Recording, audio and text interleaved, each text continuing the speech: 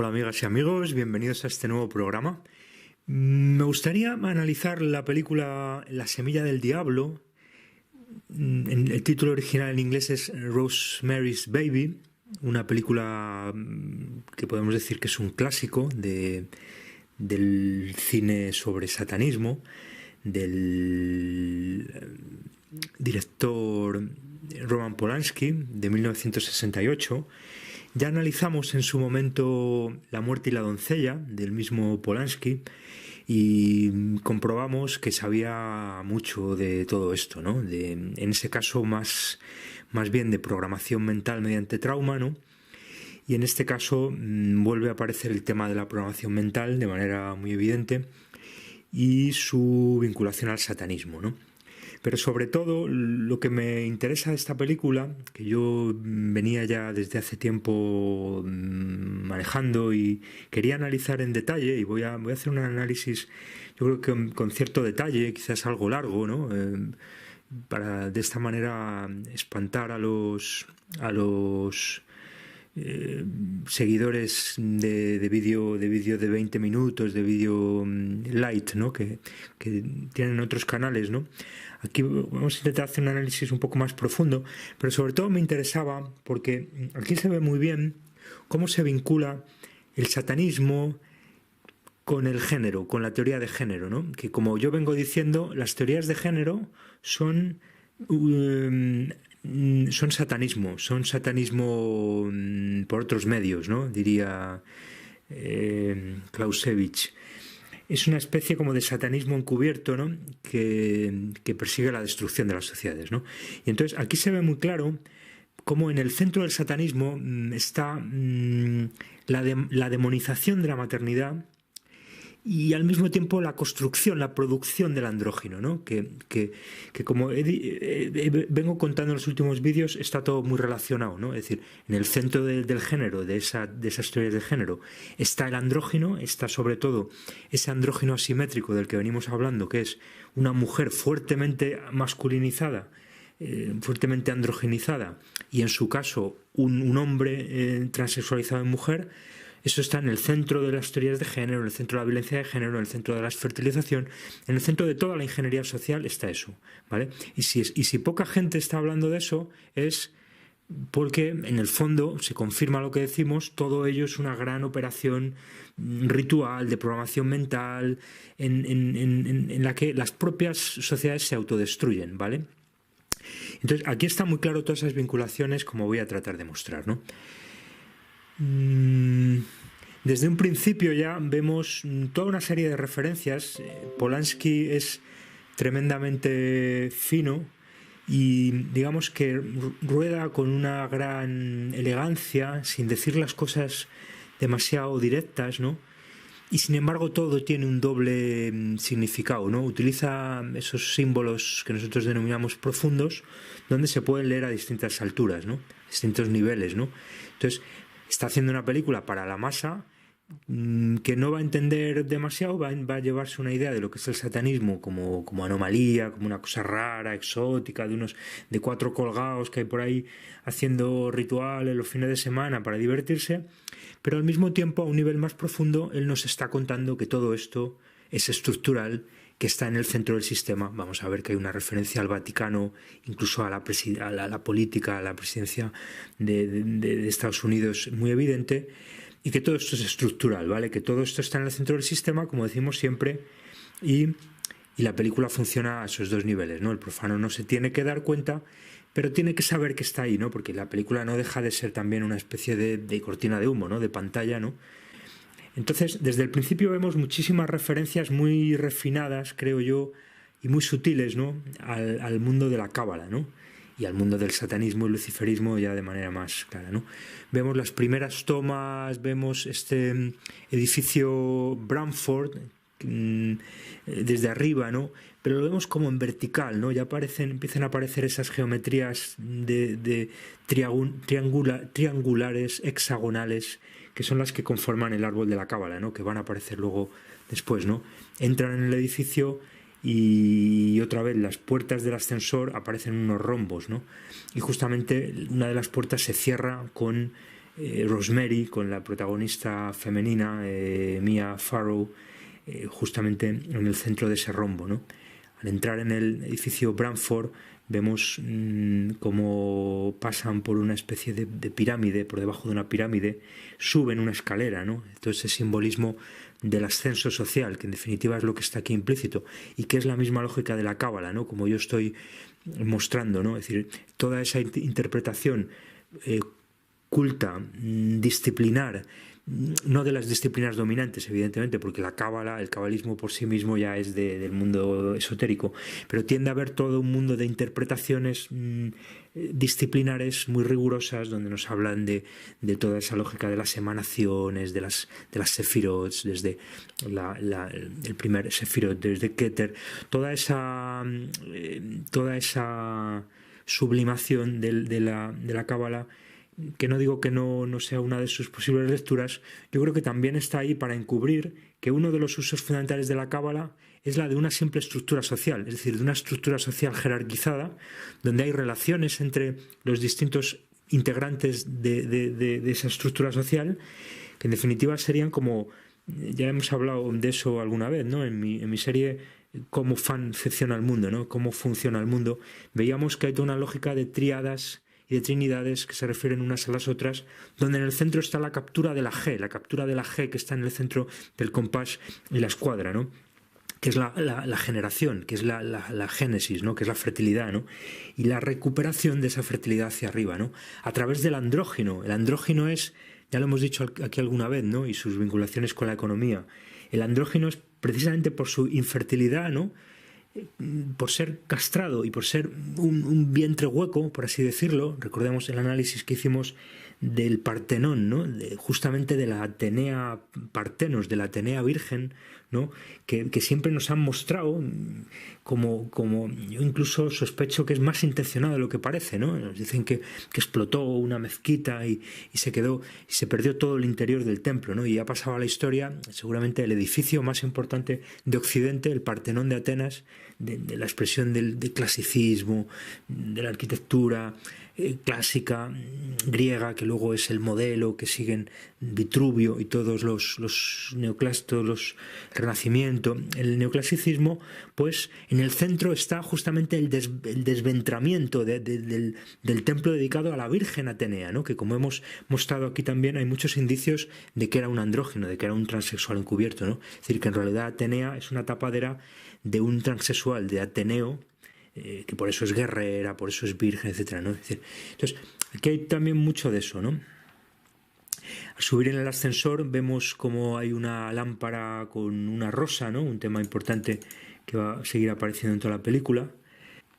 Ya han subido al piso séptimo, ¿no? Referencia lunar, y ahí ven que el pavimento se han levantado algunas de las baldosas, ¿no? Y otra vez aparece el trazo hexagonal, ¿no? Y casi se intuyen ahí un hexagrama, y casi se intuye un árbol de la cábala, ¿no? Muy fino, ¿no? Polanski siempre es muy fino, hay que leerlo todo muy entre líneas, ¿no? Este edificio Bramford, les cuenta el portero o la persona que les enseña el edificio, ha habido toda una serie ahí, tiene una historia negra, ¿no? Porque ha habido ahí historias, ¿no? Ha habido... Le dice el portero que en el edificio Bramford, en 1959, que suma 699, encontraron en el sótano el cadáver de un niño envuelto con papel de periódico, y que había unas hermanas y que eran caníbales, y bueno, le cuenta toda una serie de historias, ¿no? Y luego le dice que esto es muy importante. Al subir, cuando el apartamento que van a visitar en realidad es parte de un apartamento más grande que tenía 9 habitaciones, pero que han sido reducidos, como otros, a habitaciones de 4, 5 y 6 habitaciones, ¿no? Y aquí vuelve a aparecer, primero nos dice 9, luego nos dice 4 y 5, que suma 9, luego nos dice 6 y otra vez suma 9, 9, 6, etcétera, ¿no? Este es solo un ejemplo de que Polanski está todo el rato, está todo súper pensado y está todo el rato haciendo referencias al satanismo, a toda esta numeración cabalística, satánica, vorticial, etcétera, ¿no? Pero es muy importante esto de que ellos van a visitar, que finalmente luego se lo quedan, un piso que alquilan en este edificio Bramford, que es la parte de atrás de un piso más grande que tenía 9 habitaciones y que, digamos, en la parte de delante viven los Castevets, ¿no? Los Castevets son un matrimonio, ¿no?, que luego van a conocer y esto es tremendamente simbólico, ¿no? El que ellos están como en la parte de atrás de los Castevets y ven al visitar el apartamento un armario que está colocado justamente taponando el pasillo, en el final del pasillo, tapando otro armario y les extraña, ¿no? Porque lo han movido y dice, ¿esto por qué será, no? Ahí otra vez vemos referencias cabalísticas, ¿no? Vemos un armario como con una estructura como de tres, ¿no? Los tiradores se agrupan de tres, aparecen como tres remates, ¿no? Dos serían las dos columnas laterales y la columna central de la cábala, dos como decoraciones en el remate que son como las dos S, ¿no?, del caduceo hermético, ¿no?, que en el fondo todo esto está relacionado, ¿no? Las S del caduceo hermético son las ascensiones y las descensiones en esa pirámide social jerárquica, pero también las ascensiones y los descensos en toda la lógica del ritual, ¿no?, y de las relaciones entre la materia y el espíritu, la catábasis y la anábasis, la catarsis y la anarsis, etcétera, etcétera, ¿no? Hay toda una lógica de ida y vuelta, ¿no?, que representan también las dos serpientes, pero que son en definitiva las triangulaciones y las, digamos, progresiones del árbol de la cábala, ¿no? Es la misma lógica, ¿no? El caso es que retiran el armario y ven que, bueno, pues detrás no hay nada, simplemente es un armario de la limpieza y tal, pero luego veremos que ese armario desempeña un papel muy importante porque es el que, como digo, tapona, comunica con la vivienda de los Castevets y por ahí de hecho luego entrará la misma Rosemary en la vivienda de los Castevets cuando al final de la película ya va a visitar al hijo que ha tenido, ¿no? El apartamento se lo ha recomendado, ¿no? Lo obtienen gracias a, de alguna manera les ha enchufado un amigo de ella que es Hutch, con el que aquí los vemos que están cenando, ¿no? Están cenando cordero y vino, muy importante porque van a aparecer sistemáticamente la carne y el vino significando el ritual de sexo y de sangre, el linaje y otras muchas cosas, ¿no? Pero de alguna manera eso va a identificar a la logia satánica, que están todos más o menos vinculados, aunque luego veremos que a este Hutch de alguna manera lo dejan fuera de juego, ¿no? En un momento dado digamos que lo sacrifican, es decir, les ha servido, en un momento dado lo han sacrificado, ¿no? Lo que muestra hasta qué punto en esta mecánica de estas logias y en general de los Illuminati, es decir, no es que ellos sean todos ya por definición de la logia, de la familia, y los profanos no lo sean. Es decir, hay toda una progresividad que es mucho más compleja y es muy importante porque es en definitiva la que hace que la sociedad funcione de manera continua, ¿no? Hay esa continuidad social donde la infiltración de los Illuminati en las sociedades profanas opera a muchos niveles, hay muchos grados de infiltración. Hay una infiltración física de sujetos en determinadas organizaciones y hay una infiltración a nivel de cómo pensamos, hay una infiltración a nivel de dispositivos hoy de la sociedad capitalista y de la sociedad tecnológica, hay una infiltración a nivel de psique, ¿no?, y de programación mental. Es decir, la noción de infiltración es central, es fundamental. Yo he hablado de eso en mi libro En el nombre del falo y del ano y de la matriz transhumana. Y aquí vemos cómo este Hutch es parte de ellos, ¿no?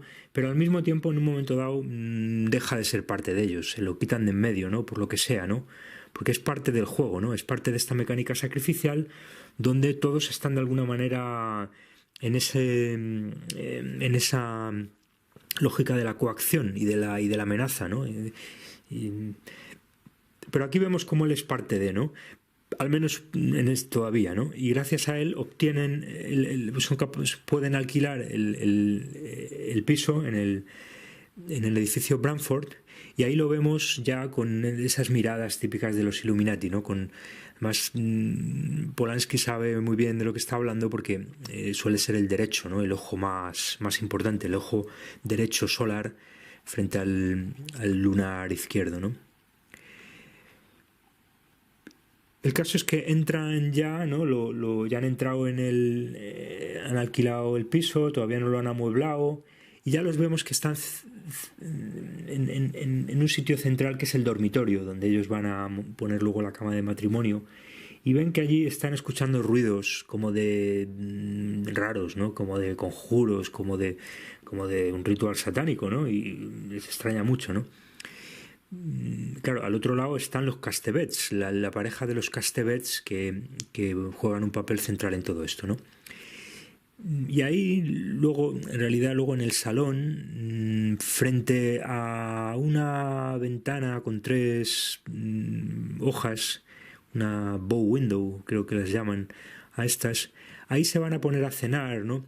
Es curioso que el único mueble que traen, ¿no? La primera noche para estrenar el apartamento es una lámpara, ¿no?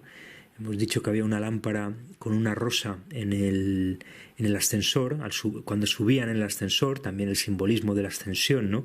Y ese portero que era una especie de Hermes, ¿no? Que es mensajero de los dioses, pero que en realidad es el que conduce, es el que inicia, ¿no? Es el que lleva por los distintos grados. Pero también es una iniciación social, de niveles sociales en la pirámide Illuminati, ¿no? En la pirámide de poder, ¿no? Todo lo que nos han contado del ascenso social, del sueño americano, de la posibilidad de ascender por mérito, etcétera. Eso es enormemente relativo, solo ocurre en los niveles bajos de la pirámide. Los niveles altos de la pirámide, aparte del talento, se asciende porque se es parte de y porque se entra en la dinámica psicopatocrática, ¿no? Y de la iniciación, no porque se tiene talento, ¿no? El talento es secundario, ¿no?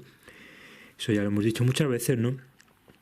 Y entonces aquí vemos ya cómo hacen el amor, si se puede llamar así, porque es una relación muy fría, ¿no? Sobre el suelo prácticamente, ¿no? Se desnudan, ¿no? Con la lámpara, ahí, ¿no? Que yo creo que es un símbolo luciferino. Ya al fondo vemos aparecer, que luego lo vamos a ver más claro, las torres gemelas y una torre puntiaguda que vuelve a ser una referencia a la cábala, ¿no? Vamos a hablar de eso después, pero ya está aquí, ¿no? Ya está aquí el tema de la cábala, ya está el tema de la lámpara, es decir, de la luz, por lo tanto de Keter, de las emanaciones de las sefirot, desde la luz hacia abajo, hacia la materia, ¿no?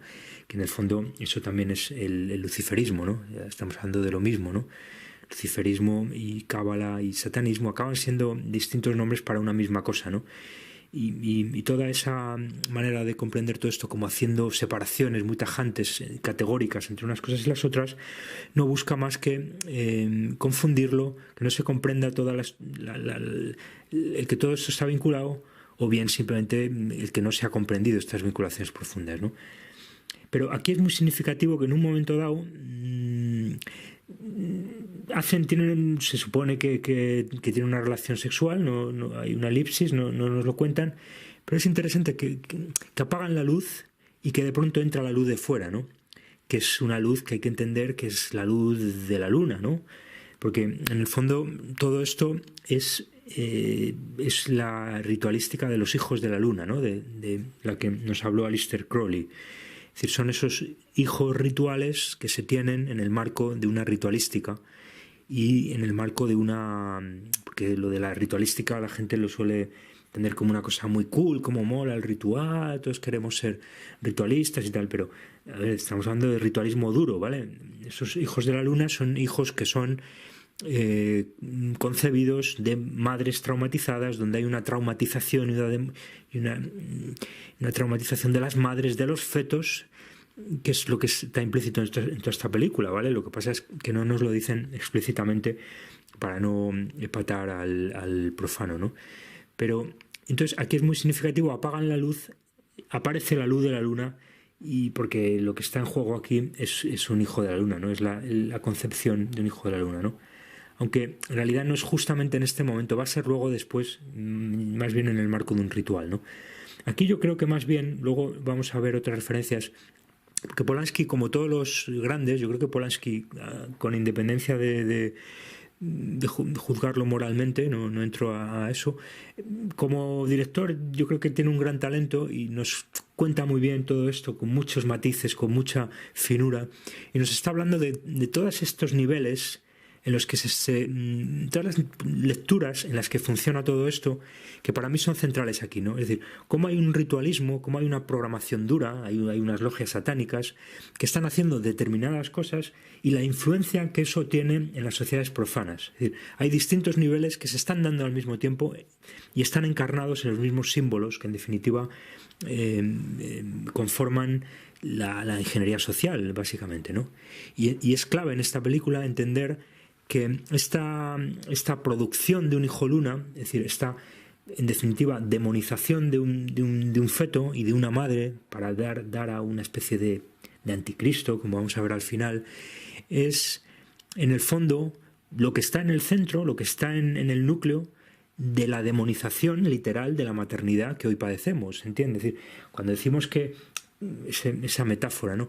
Es que se demoniza no sé qué o se diviniza. No, es que no solo es una metáfora, es que la metáfora forma parte esencial del lenguaje, ¿no?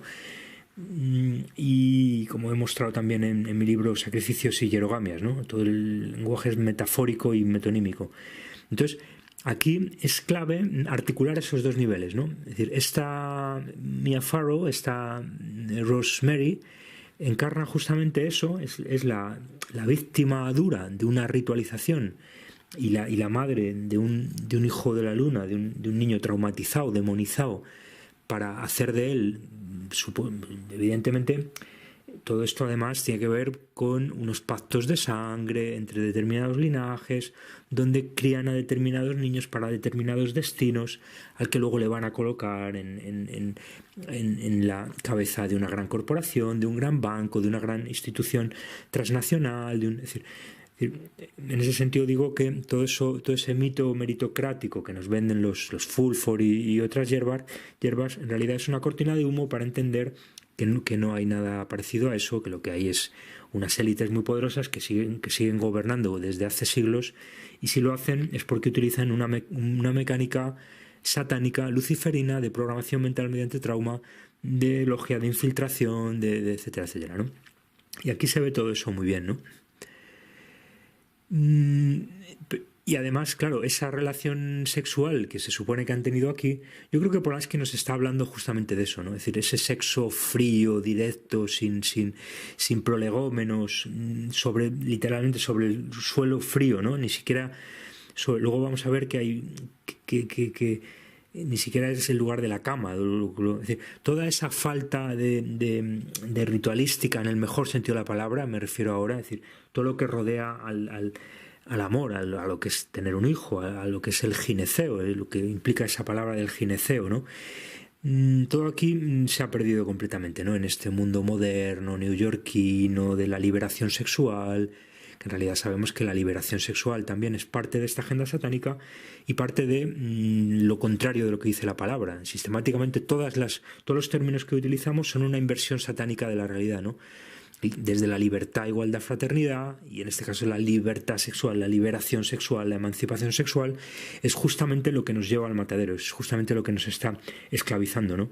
En este pensamiento tan burdo, polar, de que o es blanco o es negro, de que son buenos o son malos, de que soy un esclavo o que soy libre, de que me libero, digamos, cambiando radicalmente lo anterior, etcétera, ¿no?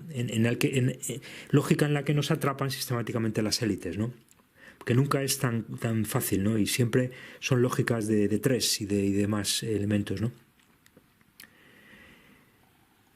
Vemos las primeras escenas ya están empezando a vivir en el piso, están viendo la televisión. Guy, que es el marido de Rosemary, interpretado por John Cassavetes, es un actor de teatro y hace anuncios de la tele, y justamente ven en la tele un anuncio en el que sale él anunciando una moto Yamaha, ¿no? Entonces, otra vez aquí el profano no verá más que Yamaha, pero aquí vuelve a aparecer esas 3 As de las que yo hablo mucho, que suelen hacer alusión a la cábala, ¿no? De hecho, no solo las As, sino también la MA, que también sabemos que aparece mucho, utilizan mucho estos saltos iniciados para comunicarse entre ellos, y de hecho incluso la H, incluso la Y, es decir, casi son letras perfectas, son 6 letras además, con tres As, es decir, son casi perfectas para conformar un árbol de la cábala, ¿no? Y además aparecen 3 letreros, ¿no? Aparecen en triángulo, ¿no? A 60 grados, ¿no? Es decir, es una referencia, como otras muchas que vamos a ver, al cabalismo, ¿no? Y luego vemos a Rosemary, que conoce a una vecina de este edificio Branford, haciendo la colada ahí arriba o en el sótano, no sabemos exactamente dónde están. Hay una lavandería, ¿no? Comunitaria, ¿no? Pero muy sutilmente Polanski, que como vimos en La muerte y la doncella, sabe mucho de programación mental, hasta el punto de que, como dijimos, probablemente, aunque esto en realidad nos lo sugerían Fritz Springmeier y Cisco Wheeler en su trilogía sobre el control mental, en esa obra, en La muerte y la doncella, probablemente estaba haciendo alusión a Joseph Mengele, ¿no? Como sabemos, no desapareció con los nazis y todo eso, todas las historias estas que nos cuentan, todo esto, pensamiento dominante y los medios de mentira permanente que padecemos, sino que siguió trabajando en programación mental, ¿no? Como nos han contado muchas MK Ultra, ¿no?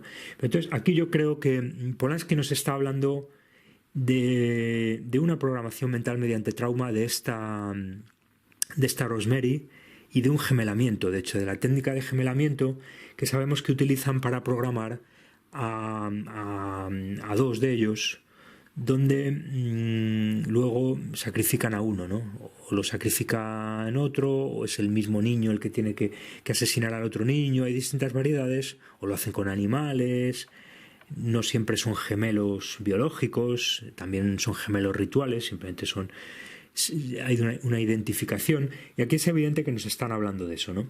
Y además las vemos como entre rejas, ¿no? Las vemos como en unas especies de verjas, ¿no? Que nos están hablando de esto, ¿no?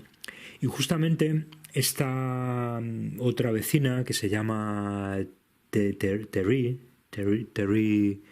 de Teresa, que curiosamente es un nombre que está incluido en Polanski, ¿no? Porque Roman Polanski se llama Rahmund Roman Thierry Polanski, ¿no? O sea que y además luego veremos que el marido del matrimonio Castevetz también es Roman, ¿no? Como Roman Polanski. Y además vemos que los Castevetz es un nombre muy parecido a Cassavetes, a Cassavetes o Casavits, el apellido de John Cassavetes, que es el que representa aquí al marido del matrimonio Woodhouse. Entonces, luego vamos a ver la importancia que tienen todos estos nombres y todos estos juegos con los nombres, donde Polanski nos está dando como mucha información, ¿no? Como que todo esto está vinculado, que ellos están metidos en toda esta historia. Ya sabemos que Polanski estaba vinculado a todo esto, a la Iglesia de Satán, que su mujer Sharon Tate estuvo involucrada también en todo esto, Charles Manson, en fin, toda esa historia que es muy conocida, pues sabemos que, y probablemente todo lo de los abusos de Polanski y tal, son, como siempre en estos casos, cortinas de humo, ¿no? Porque siempre esta gente utiliza la cortina de humo, ¿no? Como método fundamental, ¿no?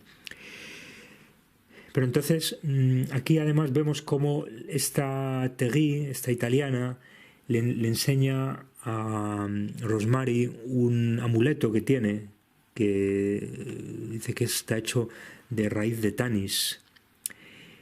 Y luego veremos que esta joven italiana muere, cae desde el piso, porque ella también había vivido con los Castevetz, ¿no? Es decir, al final son historias muy paralelas, ¿no? Ella había también vivido con los Castevetz, y como el matrimonio Woodhouse, y justamente muere en el momento justamente que llegan Rosemary y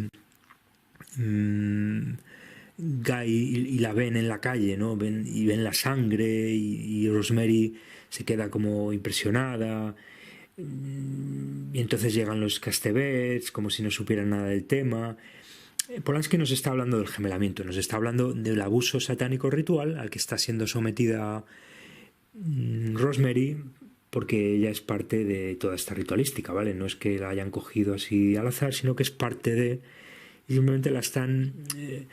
es parte de una lógica iniciática en la que ella ya está metida de alguna manera, ¿vale? Entonces, esto es un abuso satánico ritual en el marco de un gemelamiento donde sacrifican a uno de los gemelos rituales y para traumatizar a la otra gemela, ¿no? Y luego además se confirma porque la mujer de los Castebets, Minnie, le regala a Rosemary el mismo amuleto de raíz de Tanis que tenía Terry, la italiana, ¿no? El caso es que estos Castebets son muy pesados y están todo el rato entrando en el piso y los están molestando y les están dando esto y te traigo un helado y te traigo no sé qué.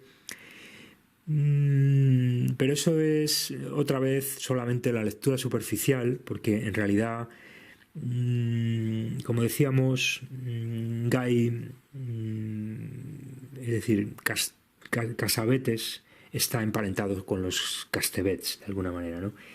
No sabemos exactamente cómo, pero porque aquí entra en juego un tema del que yo he hablado en alguna ocasión, que es la idea de la familia sustitutoria, ¿no? La logia como familia sustitutoria. Y esto aquí es muy importante porque en definitiva de lo que se trata es de alguna manera de recuperar la maternidad natural de una zoe biológica y, digamos, adscribir esa fertilidad a la fertilidad de una familia sustitutoria. ¿Se entiende la lógica? Es decir, hay toda, que en el fondo es la que conté al hablar de la serie El cómo y el fan, ¿no? Hay una idea como del atrapar la G. Hay que atrapar la G que está en el medio, que es la G de la masonería. Y entonces juega un papel fundamental como el constituir una entidad sectaria, o que en el fondo es la secta satánica, que de alguna manera está vinculada a la zoe biológica de los linajes más poderosos, pero al mismo tiempo se vincula a las zoes biológicas de los linajes menos poderosos. ¿Se entiende el matiz, no? De manera que hay que hacer... Aquí es fundamental la desnaturalización de esa fertilidad. Hay que desnaturalizar la fertilidad más natural de la zoe biológica y de alguna manera inscribir, adscribir, recuperar, o como lo queramos llamar, esa fertilidad natural biológica, digamos, más de lo que es la familia tradicional, pero que en otros contextos sociales más tradicionales y más primitivos serían los clanes, ¿no? Porque eran estructuras clánicas de familias extendidas, sería la élite tiene que extraer, digamos, recuperar, captar, ¿no? Atrapar, ¿no? Esa fertilidad, esa G, que es en definitiva lo que simboliza esta idea del niño que es demonizado y que finalmente es como arrancado del vientre de la madre para hacer de él un niño de la logia, ¿no? Eso es en definitiva el anticristo, ¿no? Pero hay que entender que son dinámicas ambivalentes, o sea que el anticristo y el Cristo son dos caras de la misma moneda, como Satanás y Dios son dos caras de la misma moneda, que utilizan los mismos, ¿no? Como poli bueno y poli malo, ¿vale? Siempre la misma lógica, ¿no? Como el héroe y el villano, como la virgen y la prostituta sagrada, etcétera, etcétera, ¿no? Entonces, todas las relaciones que vemos aquí del matrimonio Castebets y del matrimonio Woodhouse, a nivel del profano, es decir, Polanski nos lo presenta como que son unos vecinos muy pesados que se meten en la vida de esta pareja joven que quieren vivir su vida y no vincularse con estos, pero en realidad es más profundo porque el marido, Guy Woodhouse, John Cassavetes, es parte de la logia y es de alguna manera parte de esa zoe biológica pero que es progresiva. ¿Se entiende la lógica de todo esto? Es decir, al final los linajes son linajes de sangre, pero son linajes progresivos que se organizan a distintos niveles y que, digamos, que se imbrican en la estructura de la iniciación de las sectas luciferinas, sectarias y luego al final masónicas, etcétera, ¿no? ¿Se entiende es decir, se acaba solapando el elemento sectario y el elemento biológico? De hecho, sabemos que en ciertas iniciaciones solo tienen acceso determinados personajes que vienen de determinadas familias, ¿no? Es decir, vemos es el caso de Skulls and Bones, es el caso de la logia de la que nos habla Stanley Kubrick en Eyes Wide Shut, ¿no? Donde ahí tiene que morir uno para que tenga acceso el protagonista Tom Cruise a la logia, que de hecho es su paciente, porque ni él mismo lo sabe, ¿no? Que esta es otra historia, ¿no? En el fondo es lo que vimos con Pactar con el Diablo, ¿no? Es decir, el propio hijo de no sabe que es hijo de hasta que, digamos, ha sido iniciado, y si se le ha iniciado hasta ciertos niveles es porque ha pasado, digamos, el listón de la psicopatocracia, ¿no? Es decir, porque como es la psicopatocracia lo que define a estas élites, psicopatocracia, ocultocracia y falocracia, abuso infantil, etcétera, programación mental, satanismo, luciferismo, es el requisito fundamental. Es decir, hay que pasar por la iniciación, hay que ser un psicópata para llegar muy alto, ¿no? Entonces, solamente el hijo más psicópata, digamos, se le acaba diciendo que es hijo de. ¿Se entiende la lógica, no? Es mucho más... es decir, se gana el puesto el más psicópata, ¿no? Que es un poco lo que vemos, por ejemplo, en Abraham, en Isaac, y de lo que, en fin, ya hemos hablado mucho de esto, pero aquí vuelve a aparecer otra vez lo mismo, ¿no? Es la misma lógica exactamente, ¿no? Vemos a los Castebets entrando y molestando a este matrimonio, y a Minnie, ¿no? Que se llama Minnie porque es una alusión evidente a Minnie Mouse, ¿no? Lo vemos en ese pañuelo que se pone en la cabeza con unos puntos grandes y con un lazo, ¿no? En el frente, que es lo mismo que el que tiene Minnie Mouse, ¿no? Y luego hay alusiones, de hecho, muy directas al ratón, ¿no? Hablan del ratón ya en un marco ritual, ¿no?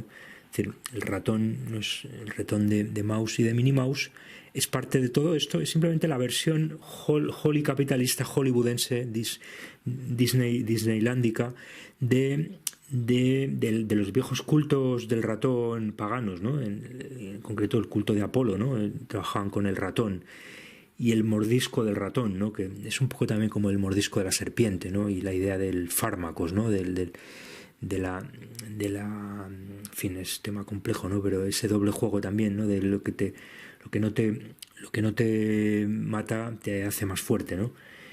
Y también del tema de las drogas, de la hipnosis, de los trances, en fin, es un tema muy... Pero entonces esta Minnie, que de hecho tiene elementos muy andróginos, ¿no? Y de hecho es posible que sea también un hombre transexualizado en mujer, pero luego vamos a ver que es un tema central también en Rosemary, ¿no? Ahora cuando la veamos que se corta el pelo hablaremos de eso, ¿no? Pero aquí ya los vemos, los invitan a cenar, vuelve a aparecer la carne, vuelve a aparecer el vino, que ya lo habíamos visto antes cuando comían con Hutch, con el vecino de ellos del otro piso, que veíamos que era más bien amigo de ella, pero que también en el fondo era parte de, ¿no? Era una de estas redes, esta gente funciona en red, entonces se organizan muy bien y acaban, digamos, controlándonos a los profanos, porque acaban estando en todos los tentáculos de la sociedad por infiltración. Nunca dice que son parte de, se venden como otra cosa, se venden como teóricos de la conspiración, se venden como activistas, se venden como políticos, se venden como sindicalistas, se venden como lo que sea, pero en realidad están trabajando para la logia y están infiltrando los distintos ámbitos de la sociedad, ¿no? Y entonces es el caso de Hutch, como decía, que de hecho Hutch significa madriguera, ¿no? Entonces hay una referencia ahí también, yo creo, al conejo de Alicia en el País de las Maravillas, el conejo blanco de Alicia en el País de las Maravillas, que es también una especie de Hermes en versión Disney, ¿no? Es una especie es el que te conduce, ¿no? El que te conduce a la madriguera, ¿no? El conejo que lleva a Alicia a la madriguera es como el Hermes que conduce a los dioses a la cueva tónica, ¿no? Para la catábasis, etcétera, ¿no? Y ahí ya veíamos carne y vino, ¿no? Y aquí volvemos a ver carne y vino que yo identifico como satanismo, y en un sentido más amplio como toda esta lógica de los linajes y del pacto de sangre y del grial, ¿no? De las copas de vino y de la sangre y del ritual. Es decir, son símbolos muy habituales y muy profundos que tienen mucha lectura, ¿no? Pero ya vemos un tema muy interesante, que vemos como hay sugerencias muy sutiles, muy veladas de Polanski a temas de traumatización, al simbolismo del falo, que para mí es tan importante, tan denostado en los ámbitos académicos intencionadamente. Ayer escuchaba hablar en directo en un teatro en Berlín a Slavoj Žižek, una referencia hoy uno de los popes de la filosofía y el psicoanálisis. También habla mucho de cine, de Kevin Lynch, perdón, de David Lynch. Y justamente nos hablaba de eso, ¿no? De qué vulgar hablar salía una torre en un momento dado en una película, decía qué vulgar interpretar eso como cosa fálica, ¿no? Pero es parte de la lógica, ¿no? El pensamiento dominante ha demonizado que se interpreten muy directamente determinados símbolos, precisamente porque hay que interpretarlos así, ¿se entiende? Porque todo el pensamiento dominante es cómplice de toda esta lógica de programación mental y de satanismo encubierto, ¿no? Entonces hay que interpretar fálicamente todas las cosas porque están ahí jugando, y es precisamente el no interpretarlo fálicamente como hace que sea más poderoso como programación mental, ¿se entiende? Porque en la medida en que no ¿se entiende? Es justamente la inversión de la lógica, ¿no? Yo como investigador no oficial, anti-academia, digo que algo hay que interpretarlo fálicamente y se me dice, qué vulgar, qué directo, qué poco refinado. Pero es que justamente el ser consciente de que están utilizando fálicamente determinados símbolos es lo que lo desactiva como disparador de programación mental mediante trauma. ¿Se entiende la lógica? Por lo tanto, esta aparente obscenidad, que no es obscenidad, es tratar de mostrar cómo funciona esto, es importante porque, como digo, si no, inconscientemente sigue funcionando, y precisamente porque no se es consciente, ¿no? Y entonces yo creo que aquí hace muchas alusiones a toda esa lógica fálica. Cuando hablamos de lógica fálica hablamos de la falocracia, hablamos del abuso fuertemente patriarcal, aunque también lo hacen mujeres, aunque como decimos aquí seguramente Stamini también es un hombre. Y como vamos a mostrar, esta Rosemary en el fondo acaba siendo la producción del andrógino, aunque aquí estamos en el estadio previo, aquí estamos en el estadio de la mujer y de su embarazo demonizado, pero que acaba estando en el centro de la producción del andrógino, porque el andrógino acaba, precisamente porque es una programada mental mediante trauma, acaba encarnando también el arquetipo de la madre demonizada, ¿se entiende, no? Entonces, aquí lo vemos con los dedos, lo hacen mucho, no solo Roman Castevetz, también lo hace Guy y otros, algo que también vemos mucho en Kubrick, ¿no? Es decir, justamente directores de mucha talla y de mucho, que saben mucho de esto y que nos están diciendo que todo esto son disparadores de control mental, ¿vale? Y que son así de evidentes. Igual de evidente que es que el obelisco de Roma, que está en medio de la plaza de San Pedro, y el obelisco de Washington dentro de una Vesica Piscis para más signos, en Washington son también falos y son también disparadores de control mental mediante trauma, ¿vale? Entonces, pero claro, esto nunca os lo dirán en la academia porque de alguna manera se ha prohibido, ¿no? La academia es un aparato totalitario donde se prohíbe decir determinadas cosas, ¿no? Y por eso algunos pues hemos decidido trabajar por libre, ¿no? Hasta donde nos dejen, ¿no? Entonces aquí vemos ya cómo la misma botella aparece justamente ahí, muy intencionadamente, yo creo, en la boca de Roman Castevetz, y luego en el ojo derecho. Las vinculaciones muy simbólicas entre todo esto, ¿no? Porque el ojo lunar es el penetrado y el ojo solar es el que penetra, ¿no? Una vinculación muy profunda entre falos, anos, vaginas, pero sobre todo falo, ano, ojo izquierdo, ojo derecho. También he hablado de eso en mi libro En el nombre del falo. Y además aparecen unas velas que van a aparecer varias veces, porque de alguna manera, si aparece solo una vez, no nos serviría, ¿no? Pero como aparece muchas veces, la interpretación que voy a hacer se refuerza, ¿no? Es decir, no es casualidad que siempre está utilizando los mismos símbolos, ¿no? Entonces, vemos, como digo, primero la botella en esa idea fálica, ¿no? Y luego gira la cámara, parece muy natural, que lo hace con mucha naturalidad simplemente para coger otra perspectiva de la conversación, de los rostros, pero en realidad nos está hablando de una estructura cabalística donde las dos velas son las dos columnas laterales externas del árbol de la Sefirot, Jaquín y Boaz, y la botella que acabábamos de ver, por lo tanto, como falo, en el centro de esas dos velas, ¿no?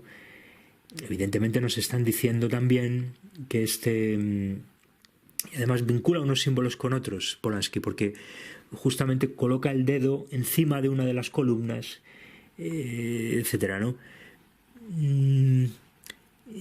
Por cierto, que Roman, aparte de que es el mismo nombre del director, ¿no? Roman Castevetz, Roman Polanski, también es Roma y es el Vaticano, ¿no? Y de hecho, en esta conversación, justamente al mismo tiempo que están diciendo esto, están hablando del Papa, están hablando del Vaticano, y luego, de una manera súper explícita, va a aparecer en el medio del ritual, va a aparecer el Papa, va a aparecer la Capilla Sistina, o sea que todo esto no es casualidad, ¿no? Que se llame Roman, ¿no?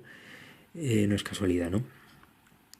Después de cenar, Rosemary ayuda a Minnie a fregar los platos, y otra vez el simbolismo de la copa, ¿no? Ella está limpiando casi como si le fuera en ello la vida una de las copas de vino de la que acababan de beber, ¿no? Y otra vez, esto para cualquiera será un detalle intrascendente, ¿no? Son dos mujeres hablando en una cocina después de que han terminado una cena, ¿no? Pero no, Polanski es tan fino que nos está hablando de la copa, nos está hablando del cáliz. Recordemos que es la copa de vino y todo lo que acabamos de decir del vino, ¿no?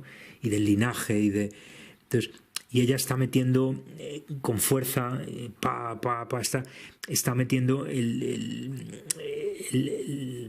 la herramienta que utilizan para fregar,